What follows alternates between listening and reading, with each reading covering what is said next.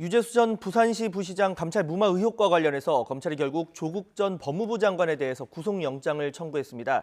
부인 정경심 교수에 이어 부부가 동시에 구속될 위기에 처했는데 모레 열리는 영장 심사 과정에서 조 전 장관은 검찰의 주장을 적극 반박할 것으로 보입니다. 취재기자 연결합니다. 나혜인 기자. 네, 사회부입니다. 네, 먼저 이 검찰이 조 전 장관에게 적용한 혐의부터 짚어볼까요? 네, 검찰이 조 전 장관에게 적용한 혐의는 직권남용 권리행사 방해입니다. 자신의 권한을 남용해 추가 감찰이나 수사 의뢰 등 필요한 조치를 막았다는 건데요. 검찰은 조 전 장관이 청와대 민정수석이던 지난 2017년 하반기 유재수 전 부시장의 비리를 상당 부분 확인하고도 감찰을 무마한 것으로 보고 있습니다. 앞서 유 전 부시장은 금융위원회에 재직하던 시기를 전후해 금융업체 관계자로부터 5천만 원 상당의 뇌물을 받은 혐의 등으로 구속돼 재판에 넘겨졌는데요. 검찰은 조 전 장관이 추가 감찰이나 수사 의뢰 등을 하지 않은 부분, 그리고 별다른 징계가 없이 유 전 부시장의 사표를 수리한 금융위원회 조치에도 관여한 것으로 의심하고 있습니다. 지난 8월부터 가족 관련 수사로 조 전 장관을 겨냥해온 검찰이 구속 수사를 시도하는 건 이번이 처음입니다. 네, 이렇게 직권을 남용했다 이런 검찰이 적용하는 혐의에 대해서 조 전 장관 일관되게 부인해왔죠? 네, 어제 검찰의 영장 청구 이후 조 전 장관 측에서 공식적인 입장을 내놓지는 않았습니다. 하지만 조 전 장관은 그동안 두 차례 검찰 조사에서 자신의 혐의를 일관되게 부인했는데요. 우선 감찰 당시 파악한 내용 자체가 검찰 수사를 통해 드러난 내용과 차이가 크다고 주장합니다. 그 정도로 비리가 징대할 줄은 당시에 몰랐다는 건데요. 수사권이 없는 청와대는 본인의 동의가 있어야 감찰 조사가 가능한데 당시 유 전 부시장은 조사를 거부했다고 합니다. 따라서 조 전 장관은 확인된 비위 정도로는 수사 의뢰가 필요하지 않다고 봤고 금융위에 통보하는 선에서 그쳤다고 주장하고 있습니다. 당시 감찰 중단은 백원우 전 민정비서관, 박형철 전 반부패 비서관과 이른바 3인회의를 거쳐 결정된 것으로 알려졌는데요. 조 전 장관은 당시 민정수석실의 책임자였던 만큼 유 전 부시장의 비리 혐의의 정무적 책임은 인정하면서도 법적 책임은 부인하고 있습니다. 네, 지금 직권남용이다 그리고 당시로선 적합한 판단이었다 이렇게 갈리고 있는데 청와대도 어제 입장을 냈습니다. 이 조 전 장관의 주장에 힘을 실어줬죠?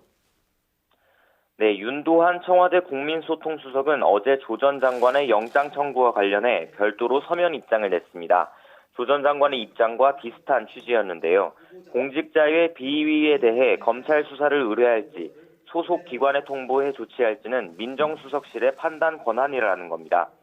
그러면서 청와대가 정무적 판단과 결정을 일일이 검찰의 허락을 받고 일하는 기관이 아니라는 다소 강한 반박도 했습니다.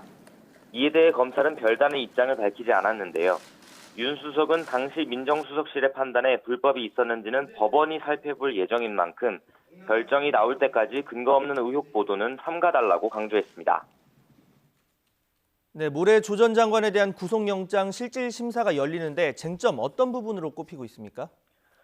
네, 결국 조 전 장관이 유 전 부시장의 비위 내용을 어느 정도 선에서 파악하고 있었는지가 중요합니다. 앞서 검찰은 유 전 부시장을 재판에 넘기면서 당시 청와대 특별감찰반이 이미 관련 혐의를 상당 부분 확인했거나 확인이 가능했다고 덧붙였습니다.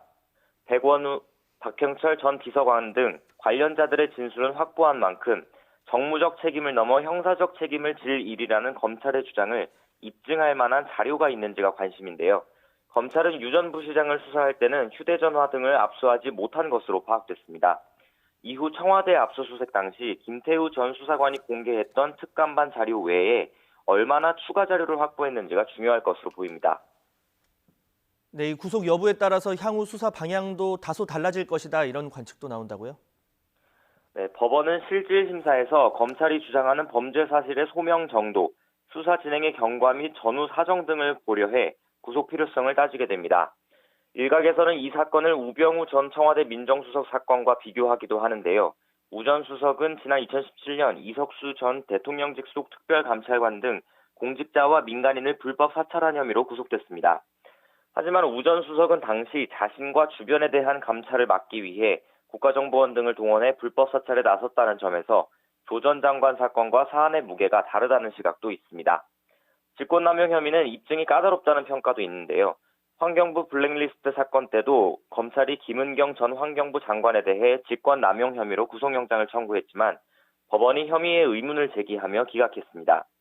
검찰이 조 전 장관의 신병을 확보할 경우 가족 관련 수사에도 탄력을 받을 것으로 보이지만 기각되면 유 전 부시장 관련 혐의 입증은 차질이 불가피해 보입니다. 지금까지 사회부에서 전해드렸습니다.